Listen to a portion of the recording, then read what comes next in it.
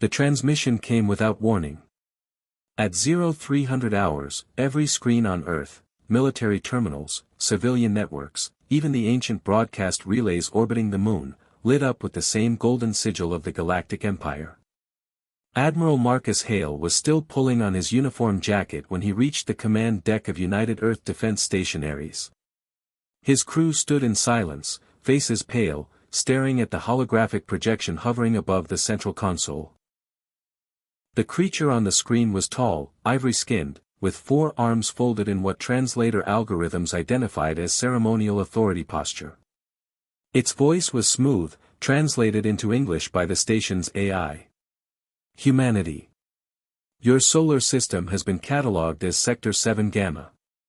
By order of the Eternal Galactic Empire, you are hereby required to submit your planetary resources, your labor populations, and your military assets for imperial absorption. Resistance is classified as an extinction-level offense. You have 72 of your hours. The transmission ended. Silence swallowed the command deck. Then Marcus Hale straightened his jacket, cracked his knuckles, and said quietly, "Get me the United Earth Council. Now." 17 hours later, every head of state on Earth sat inside the Geneva emergency chamber. Arguments raged. Fear spread like wildfire through the early sessions. Some delegates spoke of negotiation. Others spoke of surrender. A small colony on Mars was already broadcasting panic. Then General Diana Reeves of the United Earth Defense Force stood up. She did not raise her voice. "They've absorbed 400 species," she said, pulling up the intelligence files Earth's deep space probes had quietly gathered over 30 years. Every single one submitted peacefully. Every single one was worked to extinction within a century. She let the silence do its work. We are not going to be the 401st. The vote was taken. It was not close. Within 6 hours, a response transmission was sent. Broadcast on every frequency the Empire used, bounced off every relay humanity owned, pushed outward in an expanding ring across the stars so that every civilization in the galaxy could hear it. The message was 12 words long. Terran space is closed. Enter it and we will destroy you. The Empire did not believe them. An Imperial fleet, 40 warships, each one 3 kilometers long, crossed the boundary of the outer solar system at hour 61 of the 72-hour window. What they found was not a cowering species. Humanity had spent the last 40 years quietly, obsessively preparing for exactly this scenario. Not because they knew the Empire was coming, but because Marcus Hale's predecessors had looked at the stars and understood, with cold human logic, that something eventually would. The Imperial fleet's long-range sensors lit up with confusion. The asteroid belt was wrong.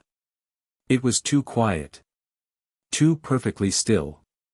Then the first automated rail cannon platform decloaked off the port side of the lead Imperial vessel. Then another. Then 40 more. Then hundreds. An entire hidden grid woven through the belt like the teeth of a jaw waiting to close. A recorded voice broadcast on Imperial frequencies in their own language. You are in Terran space. You have 30 seconds to reverse course. The Imperial Admiral laughed. His crew laughed. At the 29th second, the grid opened fire. The battle lasted 11 minutes. 3 Imperial ships limped back across the outer boundary. 37 did not. The recorded sensor data was transmitted by Earth not as a classified military file, but as a public broadcast. Every frequency. Every direction. A gift to every species currently under the Empire's boot, and a warning to every species the Empire had not yet reached. This is what humanity did. This is what defiance costs them. This is what it is worth. In the weeks that followed, the Empire sent diplomats instead of warships. Admiral Marcus Hale met them at the boundary of the solar system aboard Earth's flagship, UEDS Resolute. He did not offer refreshments. He did not smile. He slid a single document across the table. A border. Coordinates. Terms. Written in plain language.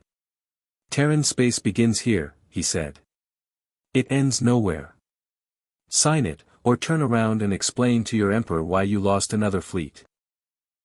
The diplomat's four hands trembled slightly as they reached for the document.